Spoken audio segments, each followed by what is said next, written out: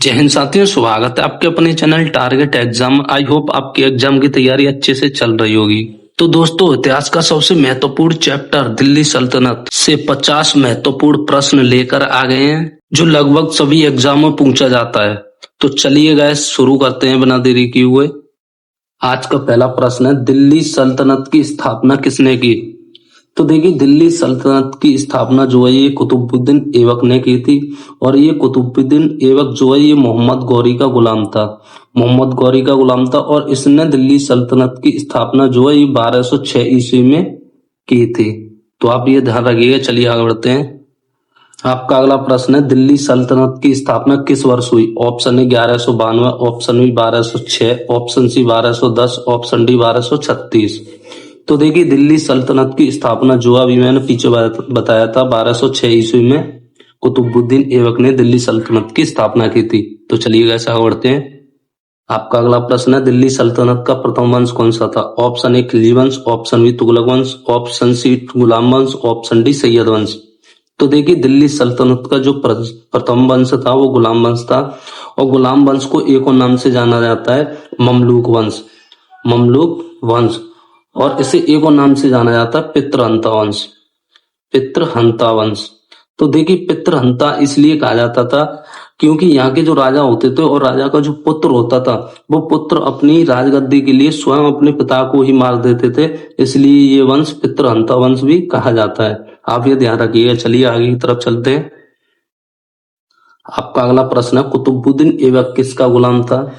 Option A बलवान का, option B Genghis Khan का, ऑप्शन सी मोहम्मद गौरी का, ऑप्शन डी बाबर का। तो देखिए, कुतुबुद्दीन ऐबक जो है ये मोहम्मद गौरी का गुलाम था। ऑप्शन सी इस सवाल का बिल्कुल सही जवाब हो जाएगा। चलिए आगे बढ़ते हैं। आपका अगला प्रश्न है, कुतुब मीनार का निर्माण किसने करवाया था? Option A Iltutmish, option B Razia Sultan, option C Qutbuddin Aibak, option D Balwan. तो देखिए, कुतुब मीनार का निर्माण जो है ये कुतुबुद्दीन ऐबक ने करवाया था। ये इसने इसकी नींव रखी थी। पूर्ण रूप से कुतुब मीनार का निर्माण आपका ये इल्तुतमिश ने करवाया था। यहाँ आपसे ये पूछ लिया जाए कुतुब मीनार का निर्माण किसने प्रारंभ किया था, तो वो कुतुबुद्दीन ऐबक हो जाएगा। यहाँ एग्जामिनर सवाल को घुमा देता है। यहाँ आपसे ये भी पूछ लिया जाए कुतुब मीनार का निर्माण पूर्ण रूप से किसने करवाया था, तो आपका इल्तुतमिश हो जाएगा। आप ये ध्यान रखिएगा। तो हाल फिलहाल ये पांचवा प्रश्न का ऑप्शन सी बिल्कुल सही उत्तर हो जाएगा। चलिए आगे बढ़ते हैं।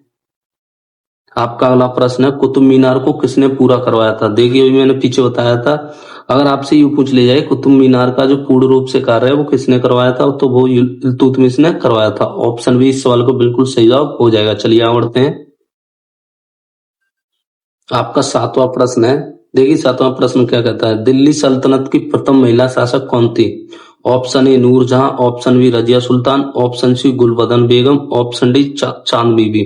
तो देखिए, दिल्ली सल्तनत की जो प्रथम महिला शासिका थी वो आपकी रजिया सुल्तान थी। ऑप्शन बी इस सवाल का बिल्कुल सही जवाब हो जाएगा।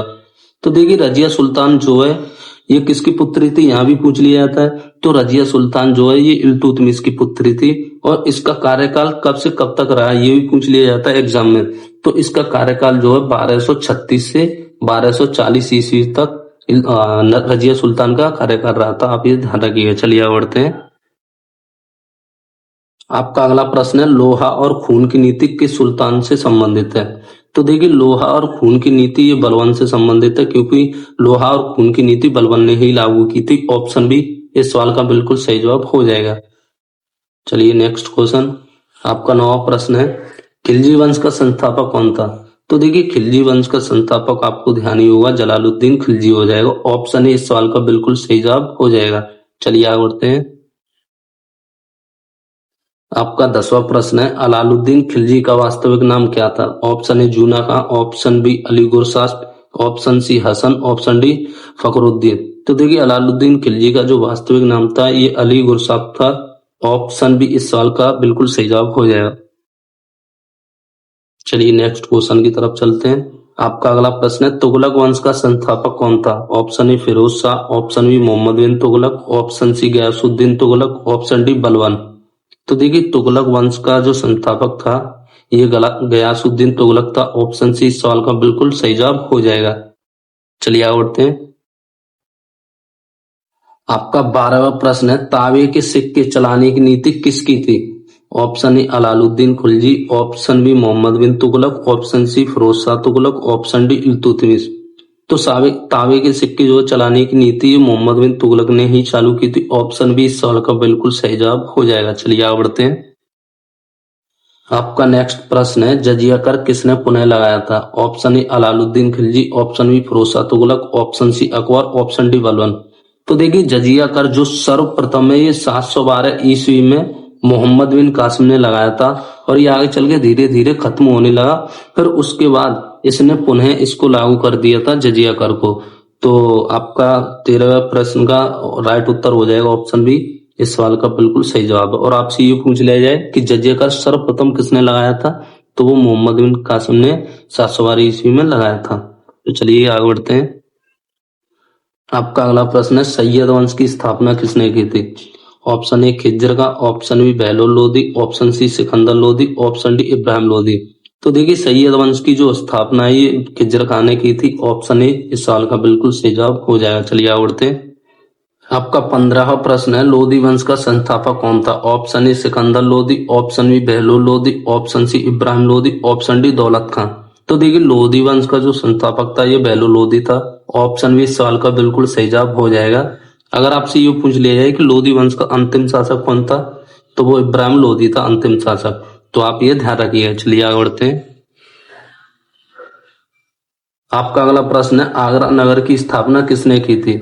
Option A Babur, option B Sikandar Lodi, option C Akbar, option D Ibrahim Lodi. तो देखिए आगरा की जो स्थापना है ये सिकंदर लोदी ने की थी। और ये सिकंदर लोदी ने आगरा शहर की स्थापना कब की थी? तो ये 1504 में आगरा शहर की स्थापना की थी। ये भी एग्जाम में पूछ लिया जाता है। तो ऑप्शन बी इस सवाल का बिल्कुल सही जवाब हो जाएगा। आप ये ध्यान रखिए। चलिए आगे बढ़ते हैं। आपका अगला प्रश्न है, पानीपत का प्रथम युद्ध कब हुआ था? Option A 1526, option B 1556, option C 1761, option D 1519।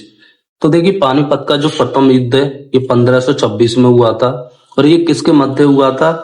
तो ये आपका इब्राहिम लोदी और अकबर के बीच में हुआ था, जिसमें इब्राहिम लोदी मारा गया और अकबर की विजय हुई। तो यहाँ से ही 1526 से आपका दिल्ली सल्तनत समाप्त होता है और 1526 से ही आपका मुगल शासक या मुगल साम्राज्य शुरू होता है। तो आप ये ध्यान रखिएगा। और पानीपत का दूसरा युद्ध जो है ये 1556 में हुआ था। और ये किसके मध्य हुआ था? तो हेमू और अकबर के बीच में हुआ था। तो जिसमें अकबर जीता गया और हेमू हार गया। आपका 18वां प्रश्न है, पानीपत के प्रथम युद्धों में कौन मारा गया? अभी मैंने पीछे आपको बताया था जो पानीपत का जो प्रथम युद्ध था ये 1526 में हुआ था। और ये इब्राहिम लोदी और बाबर के बीच में हुआ था, जिसमें इब्राहिम लोदी मारा गया और बाबर की विजय हुई। तो आपका पानीपत का जो प्रथम युद्ध है इसमें कौन मारा गया था? इसका राइट उत्तर हो जाएगा इब्राहिम लोदी। ऑप्शन बी इस सवाल का बिल्कुल सही जवाब हो जाएगा। चलिए आगे बढ़ते हैं। अगर दोस्तों हमारी वीडियो को कंटेंट अच्छा लग रहा हो तो भाई एक लाइक जरूर करके जाना, क्योंकि आपकी एक लाइक हमें मोटिवेशन देती है। तो चलिए गाइस आगे बढ़ते हैं। आपका अगला प्रश्न है, दिल्ली सल्तनत का अंत किस युद्ध से हुआ था? तो देखिए दिल्ली सल्तनत का जो अंत है ये पानीपत के प्रथम युद्ध से हुआ था, जो कि 1526 में हुआ था। और ये किसके बीच हुआ था? अभी मैंने बताया था आपका इब्राहिम लोदी और बाबर के बीच में हुआ था, जिसमें इब्राहिम लोदी मारा गया और दिल्ली सल्तनत का अंत हो गया था। और जैसे ही दिल्ली सल्तनत का अंत हुआ था तो मुगल साम्राज्य स्थापित हो गया था। तो आप ये ध्यान रखिएगा। चलिए नेक्स्ट क्वेश्चन की तरफ चलते हैं। आपका अगला और अंतिम प्रश्न है, इल्तुतमिश ने किस मुद्रा की शुरुआत की? ऑप्शन ए रुपया, ऑप्शन बी टंका, ऑप्शन सी मोहर, ऑप्शन डी पैसा। तो देखिए इल्तुतमिश ने जो है ये चांदी का टंका और तांबे का जीतल ये नामक 2 मुद्राएं चलाई थी। टंका इसका बिल्कुल सही जवाब हो जाएगा। ऑप्शन बी इस सवाल का बिल्कुल सही जवाब है। मिलते हैं दोस्तों अगली वीडियो में, तब तक के लिए नमस्कार।